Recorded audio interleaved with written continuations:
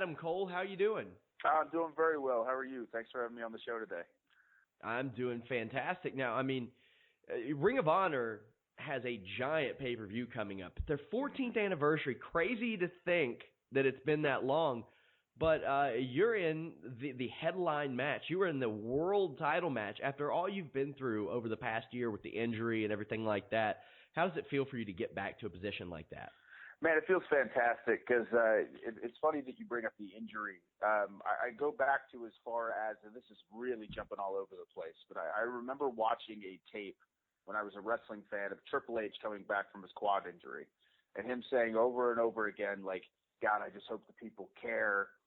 When I come back, I hope no one forgot about me. And I remember sitting there thinking, like, how could people forget about you? You're Triple H, you know? And then, like, but to a very, a smaller extent, me going away from Ring of Honor and then coming back, I had those exact same fears where I was like, gosh, I hope the people even care when I come back.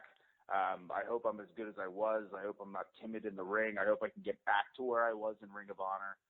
Of course, I was very focused and very driven, but those insecurities are there when you're forced to just sit at home and watch everyone else do what you love to do, and you sit there and rehab, meticulously over and over again, wanting to come back. So getting to come back, getting to headline this 14th anniversary show, challenging for the title, is cool, man. It's like a culmination of a very up and down 2015 that I had. So I think it'll be a good start to my year in 2016.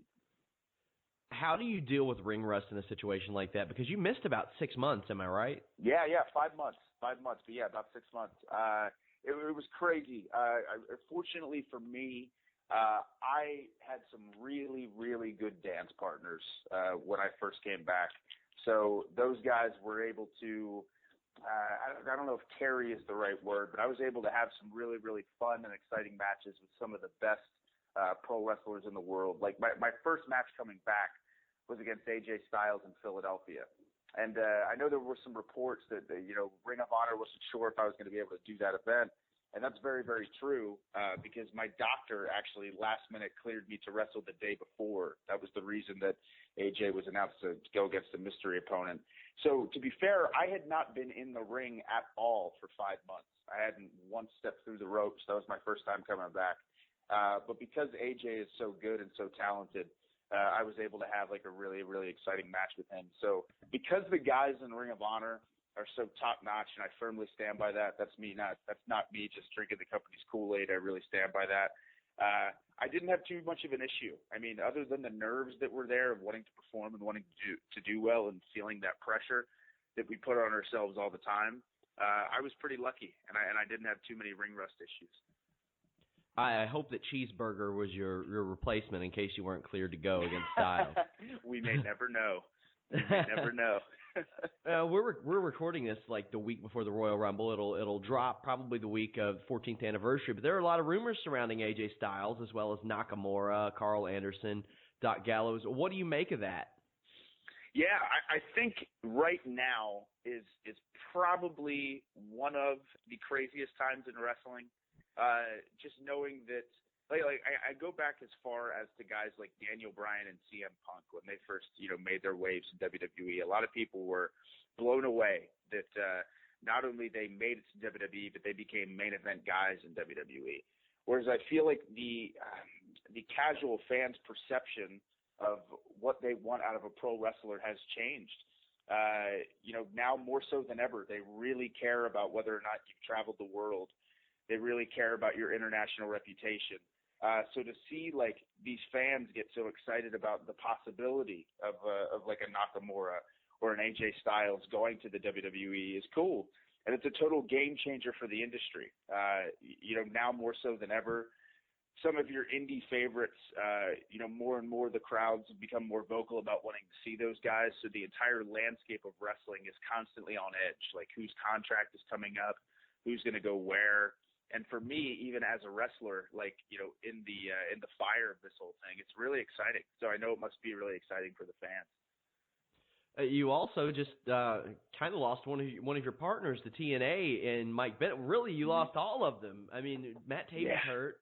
Maria and Mike Bennett are gone. Did you see Mike Bennett and Maria going to TNA? Did you see that coming? And what's it like making that transition? You used to be flocked by 3 3 friends. Now you're riding solo. Right. Well, fortunately, as of this recording, I'm actually just getting started with this riding solo thing. So for me, there's not too much of an adjustment in the sense of the actual performances go. Generally speaking, even with the Kingdom, every now and then we would do tag team matches and things like that. But I, generally speaking, was the singles guy, and Mike and Taven were the tag team. So, but to see Mike go to TNA and Maria go to TNA, that was something not really any of us saw coming. Like, I mean, I maybe knew that Mike and Maria were leaving like a week before it was announced to the public, so it was very last minute. But I'm really happy for those guys, because if they feel that that's where they should go and that's where they're going to excel, then that's where they should go, because they're both extremely talented, and they got the chance to shine in TNA. So we've said it before, and we talk privately all the time. The Kingdom is a very real friendship, and we very much want one another to succeed. And if that's where they feel they're going to go and get the most out of their careers, then they have my full support. Speaking of talented, you have had this awesome feud with Kyle O'Reilly throughout the last several months. I thought that it's been just fantastic. I mean, you two work so well together.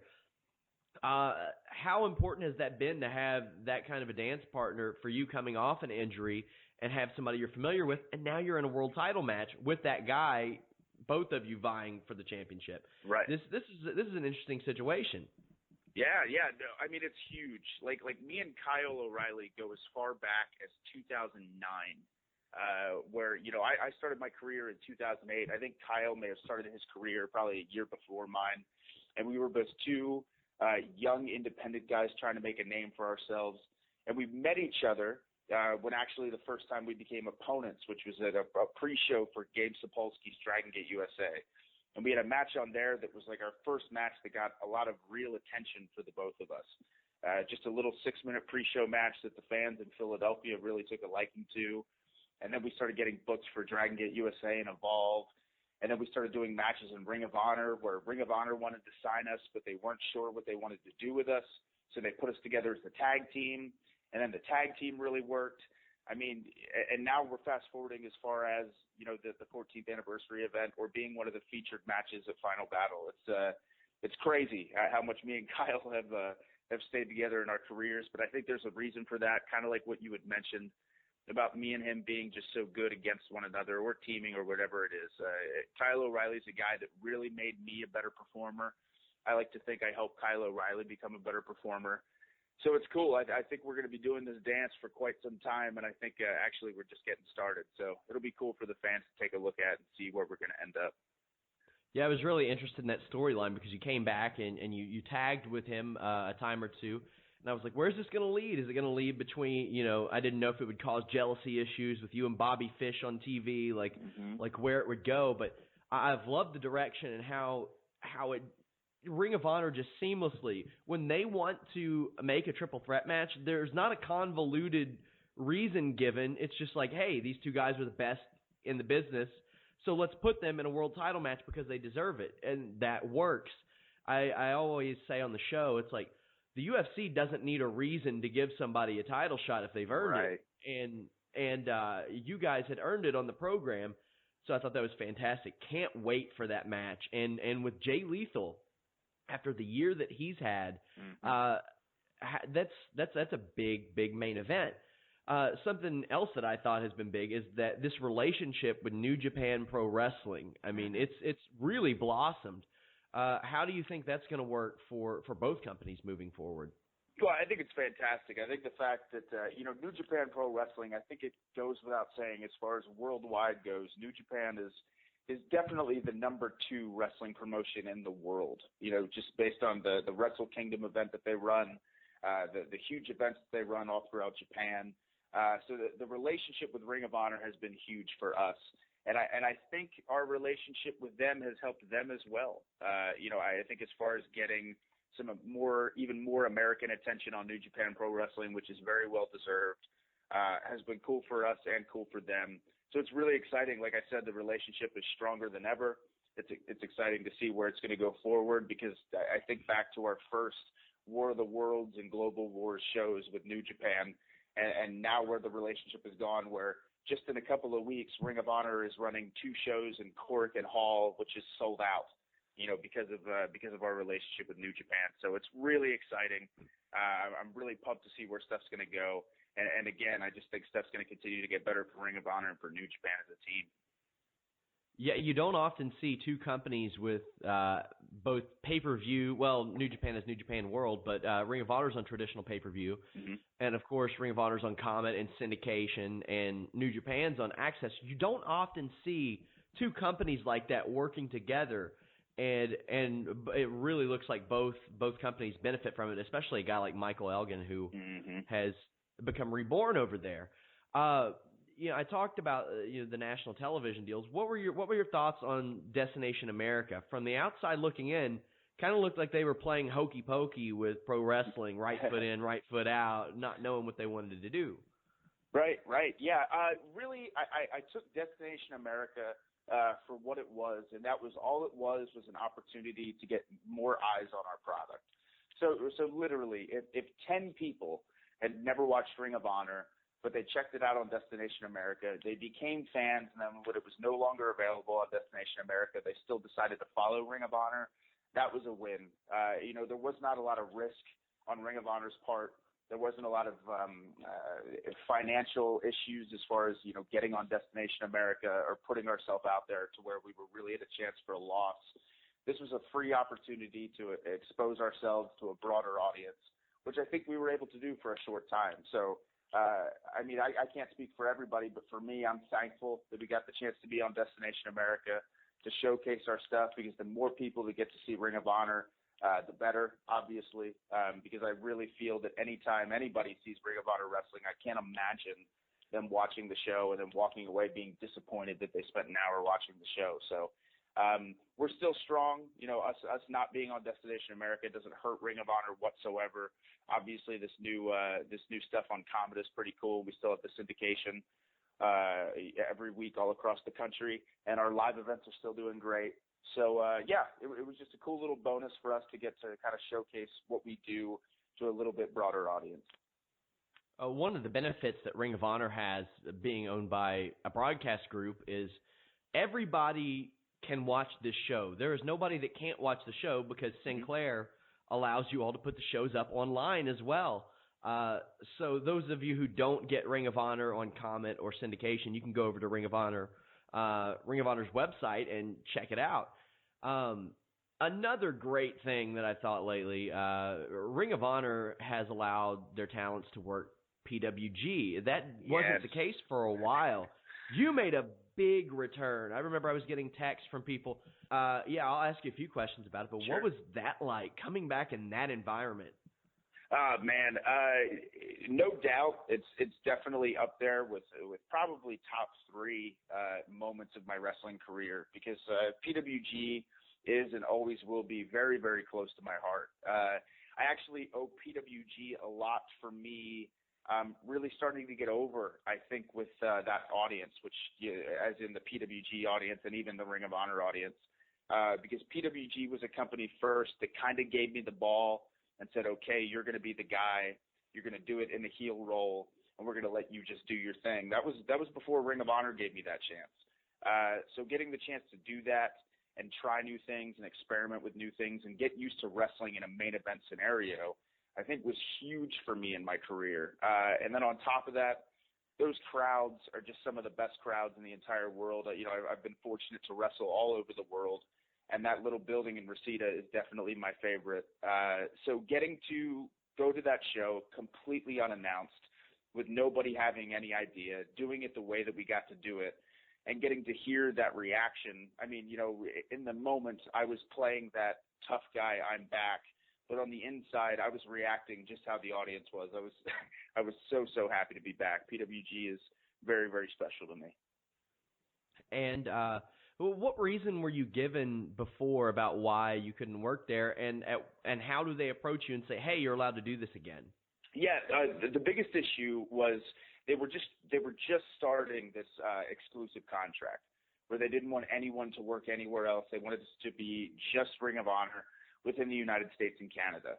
I don't want to say issue, but the big reason that I wasn't permitted to work PWG is I was really the first guinea pig for these exclusive contracts. So I had no real leverage. Obviously, too, the Ring of Honor contract that was offered to me, even though it was exclusive and unfortunately I couldn't work any other places, it certainly compensated me, and I was happy with the contract that I had signed. But part of that deal was that I could no longer work PWG. And as these contracts have grown, so have the descriptions within the contracts. So as time has gone on and more guys are getting exclusive contracts, obviously the contracts change. And this led to the Young Bucks getting contracted exclusively with Ring of Honor, and they were able to get PWG in their contract. So obviously this opened up the floodgates with other guys being able to work for Pro Wrestling Guerrilla. And more importantly, too, I think Ring of Honor really saw the benefit in letting their guys work for PWG. I've said this before. If NXT is a really popular, hot program, Ring of Honor will always do well because they're the little engine that could. And as long as Ring of Honor is doing well as the little engine that could, PWG will do well because people view PWG as the company that's really fighting from underneath. So Ring of Honor really recognizes how important Pro Wrestling Guerrilla is to the independent wrestling landscape within the United States and even all over the world. And I think they finally really saw the benefit in letting their guys go over and work for Pro Wrestling Guerrilla. So I'm thankful for that. PWG is happy for it. Ring of Honor is happy for it. And speaking of relationships, not just with New Japan, I think the relationship with PWG will be just as good. Do you think that the kind of the little engine that could mentality is maybe why PWG doesn't run larger venues? Because I know that they could sell them out. Mm-hmm. It's the hottest ticket in town. Right. I think certainly. I think also, too, there's a realization of having a formula and realizing it sticks. Like a perfect example is if I show somebody who isn't really too sure if they want to get into pro wrestling, but I show them that little 6-minute YouTube preview that PWG puts out for their shows, they go, oh my gosh, this is amazing. Like, what is this? They don't even look at it as pro wrestling because the audience is so into the show. The crowd's right on top of the guys. I mean, they're sticking with a formula that works. So I totally understand PWG not being in a position where they want to run a pay-per-view or they want to run television or even run a bigger venue because they're really afraid they're going to lose that spark and that magic that they have in Reseda. And really, I don't blame them. You know, I don't think PWG has any aspirations of growing into, the number one company in the United States or competing with Ring of Honor or anything like that. I think they're perfectly content with being who they are and where they are. And I'm thankful for companies like that because sometimes when you stay in what's comfortable, sometimes really great things continue to happen. Those previews are great. You'll see everything from brilliant catch wrestling to slow motion clips of a guy shoving his thumb up people's asses. Right. Which is great. And apparently that gets you a WWE deal now. So congratulations to Tommaso Ciampa. Also I brought up Jessamyn Duke. We got to get that girl to do some pro wrestling. I've been nagging her for years. I know. She's got to do it. I've talked to her before about, whether or not she wants to get into it. She seems to really have her heart set on wanting to continue to fight. But I've even offered to help train her and stuff like that if she ever wants to really get involved and have a match or two. So we'll see. I guess we could both hope and wait for that day to come. Indeed. Now, you had a tryout with WWE before, correct? Yes. What did you take from that? Is there anything that you look back and you wish you could change about it or do differently? Actually, no. Like looking at my whole career and the way that everything went, I'm thankful for when I got my chance when I did. The big reason being I have had multiple WWE tryouts. I had one when I was like 19 and totally unprepared and totally not ready. I was 170 pounds. I had homemade gear. I didn't know what I was doing. At that point, I realized how far I had to go to even get a shot at being looked at in that regard. And then later on, when I was 22 or 23, I was a lot more prepared because of that first tryout that I had. And the second tryout I had went way better, a lot better. But still, it was a thing for me where I knew I needed to continue to grow, not just like as a performer, but as a man, like physically the way I looked, the way I carried myself, the experiences that I had yet to have.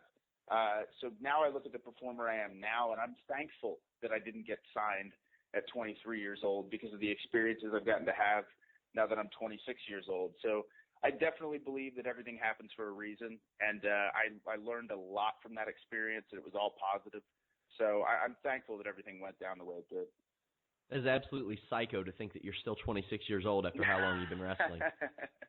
That is nuts. That is nuts. Do you follow NXT? I do.